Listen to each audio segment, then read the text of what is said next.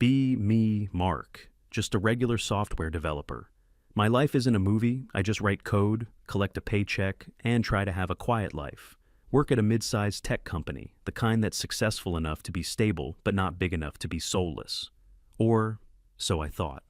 The team I'm on is solid, about 20 of us in the main engineering department, mostly guys. Good people, zero drama. We just get the work done.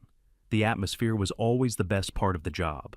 We could joke around, talk about hobbies, help each other out with a tough piece of code. Nobody was walking on eggshells. The glue of our department was this guy, Gary.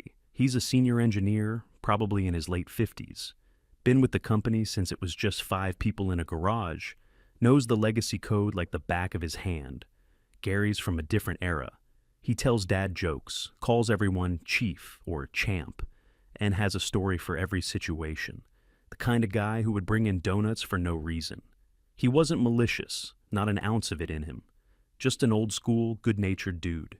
Then there's Dave. Dave is the opposite of Gary. Super quiet, keeps to himself. He's one of our best back-end guys. When you have a problem that seems impossible, you go to Dave. He'll just stare at the screen for 5 minutes straight, not saying a word, and then type out 3 lines of code that fixes everything. He never says much in meetings, but you can tell he's listening to every single word, a real observer. Our department director was this typical middle management type. Not a bad guy, just allergic to confrontation. His philosophy was simple. If the project is on schedule and the clients are happy, he doesn't care what we do. It was a good system. We had autonomy, and he had peace. For years it was like that. A well-oiled machine. We built good software. We respected each other. And the work was genuinely enjoyable. Then, a few months back, we got the email. The subject line was something like, welcoming our new head of people and culture. My first thought was, since when do we have a head of people and culture? We just had an HR lady who handled payroll. Her name was Jessica. The email had her picture. She had that very specific modern corporate look. Sharp haircut, serious expression, a bio filled with buzzwords. Passionate about fostering inclusive ecosystems, and driving systemic change through empathetic leadership. A few of us exchanged looks across the office, a collective quiet groan. We figured it would just mean more boring mandatory presentations once a year. We were so naive. Her first day, she scheduled a meet and greet with our department. She walked in, and the whole vibe of the room changed. She wasn't warm or friendly. She looked around the room like a scientist studying a new, potentially dangerous species. She introduced herself and talked for 15 minutes straight about her vision for the company's culture. It was a waterfall of corporate jargon. We needed to interrogate our privileges, decolonize our thinking, and create psychological safety. I just wanted to get back to my code. At the end, she asked if anyone had questions. Gary, trying to be friendly, raised his hand. He asked her what her favorite programming language was, a classic icebreaker for tech people. She just stared at him. A long, awkward silence. Then she said that the very question assumed a tech-normative perspective and excluded non-technical staff. Gary just blinked, confused. He mumbled an apology. That was our first taste of what was to come. The next week, the changes started. First, a company-wide mandate to add our pronouns to our email signatures. Fine, whatever. Click a button in the settings, takes 2 seconds. Most of us didn't care.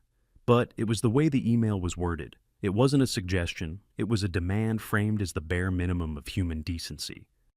It implied that if you forgot or didn't do it, you were a bad person. Then came the posters. One morning, we walked in and the walls were covered in them, brightly colored posters with passive-aggressive messages. Is that a fact or just your opinion? Think before you speak. Is it true, helpful, inspiring, necessary, kind? Let's not, well, actually each other. They were everywhere. By the coffee machine, in the break room, even inside the bathroom stalls. It felt like being in a kindergarten classroom for adults who couldn't be trusted to behave. The easygoing chatter in the office started to die down. People became hesitant to joke around, afraid that something they said might be misinterpreted. The background hum of conversation was replaced by the sound of keyboards and a tense silence. Jessica started doing culture walks. She would just stroll through our department, not talking to anyone, just watching, listening. You could feel her presence. It was like a constant low-level audit of our personalities. One afternoon, a few of us were discussing a movie we'd seen over the weekend. She walked by and paused. She then interjected, asking if we had considered the problematic tropes presented in the film. We all just kind of stared at her, unsure how to respond. The conversation died instantly. She gave a satisfied little nod and walked away. It was becoming clear that her job wasn't to support us. It was to correct us. She implemented a new, anonymous feedback portal. The email announcing it said it was a tool to safely report microaggressions and non-inclusive behaviors. Suddenly, we were all suspects in a crime we didn't know we were committing. The camaraderie that had defined our team was being systematically dismantled. We started communicating more over chat, even with the guy sitting next to us, just to avoid being overheard. Our director did nothing. He was terrified of her. Whenever she implemented a new policy, he would just forward the email with a note saying, "Team, please see below. Let's all be sure to comply." He just wanted to stay out of her line of fire. The tension kept building for about a month. The office felt less like a workplace and more like a library during finals week. Everyone was on edge. The breaking point came during a project planning meeting. We were up against a tight deadline for a major client. The pressure was on. The meeting had been going for 2 hours. We were all tired and a bit stressed, mapping out the final phases of the project. We were deep in a technical discussion about database optimization. The director was there, along with Jessica, who now attended all department meetings to ensure cultural alignment. Gary was at the whiteboard, explaining a complex problem. He was trying to illustrate how a small error could cascade into a huge system failure. To make his point, he used a simple analogy. He said, "It's like my wife asking me to get one thing from the grocery store. If I forget that one thing, the whole dinner is ruined, and I'm in the doghouse." It was a classic harmless boomer joke, a bit dated maybe, but that's it. A couple of people in the room let out a tired chuckle, a moment of levity in a stressful meeting. But Jessica didn't chuckle. She just sat there, her expression turning to stone. She didn't say a word. She just stared at Gary with this look of intense disapproval. The smiles vanished from everyone's faces. The temperature in the room dropped 20 degrees. Gary noticed her stare. He faltered for a second, the marker hovering over the whiteboard. He seemed confused, like he didn't understand what he'd done wrong. He tried to get the meeting back on track, but the mood was ruined. The creative flow was gone. We wrapped up the meeting a few minutes later in awkward silence. As we were filing out, Jessica asked Gary to stay behind for a moment. The rest of us walked back to our desks, not saying anything, but all thinking the same thing. This was not going to be good. We saw Gary walk back to his desk about 10 minutes later. He looked pale and shaken.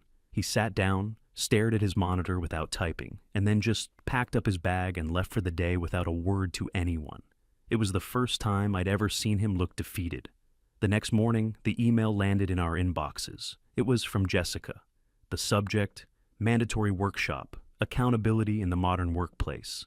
The email was addressed only to the male employees of the engineering department, every single one of us. My stomach sank as I read it.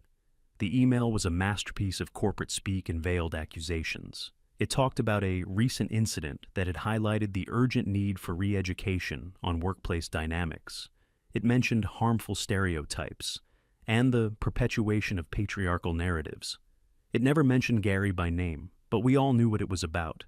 The email concluded by stating that a mandatory 3-day workshop would be held the following week for all male staff. Attendance was not optional. It was a punishment, a public shaming disguised as a corporate training event. The entire department was furious. Guys were standing up from their desks, walking over to talk to each other in hushed, angry tones. The idea that we were all being punished for one harmless joke was insane. It was collective punishment.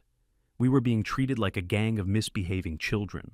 A few of the more senior guys went to talk to our director. They tried to reason with him. They explained that this was a massive overreaction and would destroy the team's morale. They said Gary was a good man, and this was completely unfair to him and to all of us. The director just wrung his hands. He said it was out of his control. He claimed Jessica had escalated the issue to upper management and that this workshop was now a company-level initiative. He told us to just go along with it. get it over with, and then we could all move on. It was the most cowardly thing I'd ever seen. He wasn't our leader, he was just another employee scared of HR. We walked back to our desks feeling completely powerless. The injustice of it was infuriating. We worked hard, we did good work, we respected our colleagues. And now, we were being herded into a mandatory re-education camp because an old man told a harmless joke about his wife. The day before the workshop, Jessica sent out a pre-reading packet. It was a collection of articles with titles like Deconstructing Your Toxic Masculinity and Why Male Privilege Hurts Everyone. There was also a schedule for the workshop. Day 1 was titled Session of Acknowledgement and Apology. The description said it would be a safe space for male employees to confront their complicity in systemic oppression and apologize for past behaviors, both conscious and unconscious. We were literally being forced to attend an apology session. An apology for what? For a joke we didn't even tell? For being men? The mood in the office was grim. The productive energy was gone, replaced by a quiet, simmering resentment.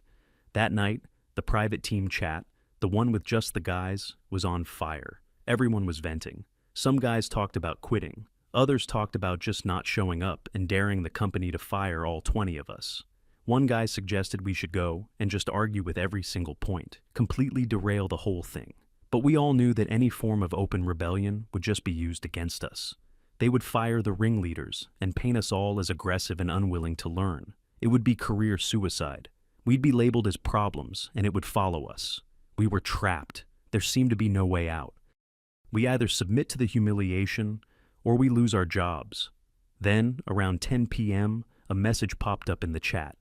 It was from Dave, the quiet guy. He hadn't said a word all evening, just listening to everyone else. His message was short. There's another way. Don't fight them. Don't argue. Just don't be there. Read the Employee Handbook, Section 4, B, Subsection 3. A few of us immediately opened the Digital Employee Handbook. We scrolled to the section he mentioned. It was the policy on sick leave, and subsection 3 was very specific. It outlined the procedure for taking unplanned sick leave due to acute stress, anxiety, or a hostile work environment. It stated that an employee could take up to 3 consecutive days off for mental health reasons without needing a doctor's note, as long as they notified their manager and HR before the start of the workday. A hostile work environment, acute stress and anxiety. The policy was literally giving us the perfect excuse. Her own weaponized language was the key. The chat went silent for a full minute as everyone read and understood the implication. Dave sent another message. She created a hostile environment. We are all feeling acute stress and anxiety over this mandatory re-education. We would not be lying. We are simply following company policy to the letter. It was brilliant. It was completely unassailable. We weren't protesting. We weren't being insubordinate. We were simply utilizing the company's own wellness policies to take care of our mental health. The beauty of it was that they couldn't punish us for it. Punishing employees for using the official mental health sick leave policy, that would be a legal nightmare for the company. The plan formed almost instantly. It was simple, elegant, and devastating. The next morning, on the first day of the workshop, every single male engineer in the department was going to call in sick. All 20 of us. Dave laid out the final details. Everyone was to send their sick leave email between 8 and 8:15 a.m. The email should be sent to both our director and to Jessica's HR inbox. The wording should be simple and professional, citing the exact policy from the handbook. Something like, I will be taking sick leave today due to stress, as per policy 4B3. No emotion, no anger, just a cold, factual execution of company policy. We all agreed. There was a sense of excitement and solidarity in the chat that I hadn't felt in weeks. For the first time since this whole mess started, we didn't feel powerless. We had a plan. We were going to use the system they created to peacefully and quietly dismantle their ridiculous crusade. We weren't going to argue or shout. We were just going to disappear. I went to bed that night with a smile on my face for the first time in a long time. The next morning was going to be very, very interesting. The next morning, I woke up before my alarm. There was this weird energy in the air, like the calm before a storm. I wasn't tired or groggy. I felt alert, focused. I made some coffee and sat at my kitchen table, just watching the clock. My phone was next to me, open to our private group chat. It was silent. We all knew what we had to do. There was no need for last-minute chatter. It felt like one of those scenes in a heist movie, where everyone has their role and they're all synchronized. At 7:59 a.m., I opened my email client. I had the draft ready. I'd written it the night before. It was simple, dry, and professional. 2. Director's name, Jessica's name, subject, sick leave. I am writing to inform you that I will be taking sick leave today, and for the subsequent 2 days, due to acute work-related stress. This is in accordance with the Employee Handbook, Section 4, B, subsection 3. I will monitor my email for any urgent matters. It was perfect. It was polite, it quoted policy, and it gave her no ammunition. The clock ticked over to 8 a.m. I hit send. A strange feeling of relief washed over me. It was done. My part in the silent protest was complete. I put my phone on silent and put it face down on the table. I didn't want to see the replies. Not yet. I decided to just enjoy the quiet morning. I made breakfast. The sun was coming through the window. It was peaceful. A stark contrast to the absolute chaos I knew was about to unfold at the office. We pieced together what happened next from various sources. Mostly from one of the junior project managers, a woman who was friendly with us and thought the whole situation was ridiculous. She gave us the play-by-play later. Apparently, Jessica arrived at the office early that day. She was in a great mood, full of purpose. She went to the main conference room, the one reserved for her workshop. She had a box of materials with her, workbooks, markers, a stack of papers with privilege bingo printed on them. She spent a good 20 minutes setting everything up. She arranged the chairs in a circle to facilitate open and vulnerable sharing. She put a flip chart at the front of the room and wrote, "Our Journey to Accountability" at the top in big, cheerful letters. She was ready. She was about to perform the most important work of her career, fixing the broken men of the engineering department. 8:30 a.m. rolled around. The workshop was supposed to start. The room was empty. At first, she probably thought people were just running late. Engineers are sometimes not the most punctual. She stood at the door, peering down the hallway. Still nothing. She checked her watch. 8:35 a.m.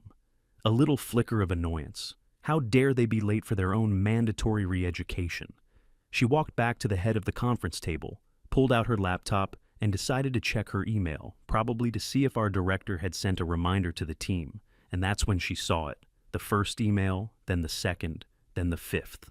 Her inbox was a flood. One after another, all with the same subject line.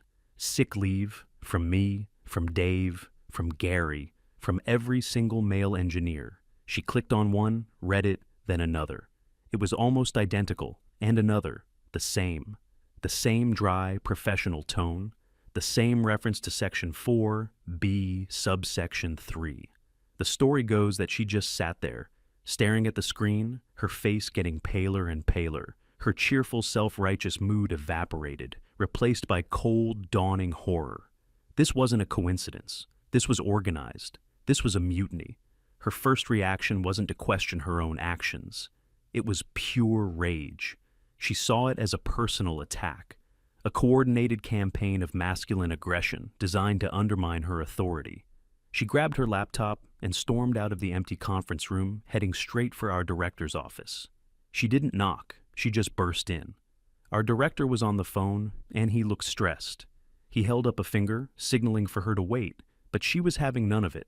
She slammed her laptop down on his desk. "They're not coming," she said, her voice shaking with fury. "All of them. They've all conspired to defy a mandatory company directive." The director finished his call, his face grim. "I know, Jessica. I've been on the phone with the client." He looked exhausted. He had aged 10 years in the last hour. Today was the deadline for the beta delivery of the Phoenix project. The entire team responsible for the final integration is out with stress. Jessica just stared at him, not understanding. "You need to do something. This is insubordination. We should write them all up. We should begin termination procedures for the ringleaders." The director let out a hollow laugh. "Termination procedures? Jessica, we can't. They all cited the company's mental health policy. The one you championed in your first month here, they all followed the procedure perfectly." If we so much as send them a disciplinary email, we'll have a massive lawsuit on our hands for retaliating against employees for using approved sick leave. Her righteous anger began to falter, replaced by confusion. She was caught in her own trap. She had created the rules that were now being used against her. But this is a hostile act, she stammered. It's a clear demonstration of their toxic refusal to engage. The client doesn't care about toxic masculinity, Jessica, the director snapped, his fear finally boiling over into anger. They care about the multi-million-dollar contract we're about to lose because my entire department has vanished. His phone rang again. He looked at the caller ID and his face went white. It was the regional vice president, the big boss from corporate headquarters. The director picked up the phone, his hand trembling. Yes, sir. I understand. Yes, the entire team. I am looking into it right now. I know how important this deadline is. Jessica just stood there, watching her perfect world crumble. The reality of the business was colliding with her ideological bubble, and the bubble was bursting. She had thought her authority came from her moral righteousness. She was quickly learning that in the corporate world, real authority comes from the people who can deliver a project on time, and she had just managed to make all of those people disappear. Meanwhile, I was at home, enjoying a second cup of coffee. I had turned my phone back on. The group chat was cautiously optimistic. We were all checking in, confirming we had sent the email. The plan had been executed flawlessly. There was a sense of nervous calm. We had fired our shot. Now we just had to wait and see what the fallout would be. Dave, ever the strategist, advised us to not respond to any calls or emails from work. We are sick, he wrote. We are resting and recovering. We will be available again in 3 days. It was solid advice. Any communication could be used against us. Silence was our shield. Back at the office, the situation was escalating. The VP told our director to get a handle on it now. The director, in full panic mode, called an emergency meeting with Jessica and the head of the legal department. The legal counsel, a no-nonsense woman in her 60s, listened patiently as Jessica laid out her case. Jessica explained her proactive cultural initiative, Gary's microaggression, and the coordinated patriarchal backlash that followed. The lawyer listened, then asked to see the sick leave emails and the relevant section of the employee handbook. After reviewing them, she looked at Jessica with a tired expression. There's nothing we can do, the lawyer said flatly. They've done everything by the book, our book. If you punish them, they will win in court, and the discovery process will make the company look very, very bad. She then turned to our director. Your priority is the Phoenix project. What's the status? He explained that without the team, the project was dead in the water. They couldn't even do damage control because the guys who knew the system were all unreachable. The lawyer sighed. So, the direct result of this HR initiative is a complete work stoppage in a critical department, a missed deadline on a major project, and a potential breach of contract with a key client. Is that an accurate summary? Jessica tried to interject. But the long-term cultural health of the company? The lawyer cut her off. The long-term cultural health of the company depends on us actually having a company, and we won't if we lose our biggest clients. The message was clear. Jessica had gone from being a cultural warrior to a massive financial liability. The VP was briefed on the legal assessment. He was furious. He called Jessica into his office for a one-on-one meeting. Nobody knows for sure what was said in that room. But the story is that he didn't care about her feelings or her ideology. He asked her one simple question. What business outcome were you trying to achieve with this mandatory workshop? She tried to explain about creating a more inclusive environment. He cut her off.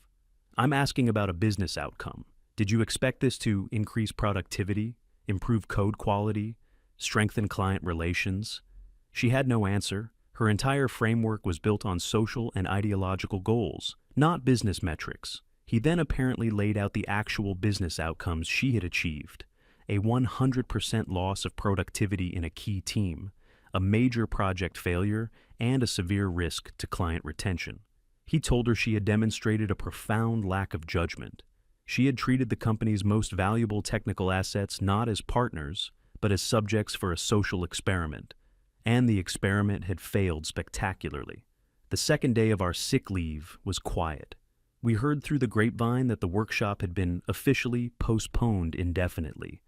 The posters on the walls had been taken down. Our director sent a single, desperate email to the entire team, asking if anyone felt well enough to just log in for an hour to help with the client crisis. Nobody responded. It was a test of our solidarity, and we held the line. We were sick. We were recovering from the stressful and hostile environment that the company's own HR department had created. On the third day, the final shoe dropped. We got a company-wide email from the CEO. It was a short, generic announcement stating that Jessica was no longer with the company. We thank her for her contributions and wish her the best in her future endeavors. The corporate equivalent of being erased from history. The group chat lit up. It wasn't triumphant or boastful. It was just a wave of relief. We had done it. We had stood up to the madness without saying a word. We had won. The next day, we all came back to work. Walking into the office felt surreal. It was like returning to a place after a storm has passed. The air was different. The tension was gone. Jessica's office was empty, the door ajar. We could see a blank desk inside. Our director avoided eye contact with us all morning. He looked humbled, defeated. He didn't mention the project deadline or the client. He just kept to his office. Around noon, he finally came out and walked over to Gary's desk. He spoke in a low voice, but a few of us could overhear. He apologized. He said the situation had gotten out of hand and that it should never have happened. Gary, being the good-natured guy he is, just nodded and said, "Water under the bridge. Let's get this project back on track." And just like that, it was over. We all got to work. The atmosphere was better than it had been in months. There was a new energy in the room, a quiet confidence. We had faced a threat to our team, to our professional dignity, and we had faced it together. The bond between us was stronger than ever. We managed to pull together and finish the critical parts of the project in 2 days of intense, focused work. We salvaged the contract with the client. We proved that we were the professionals we'd always been.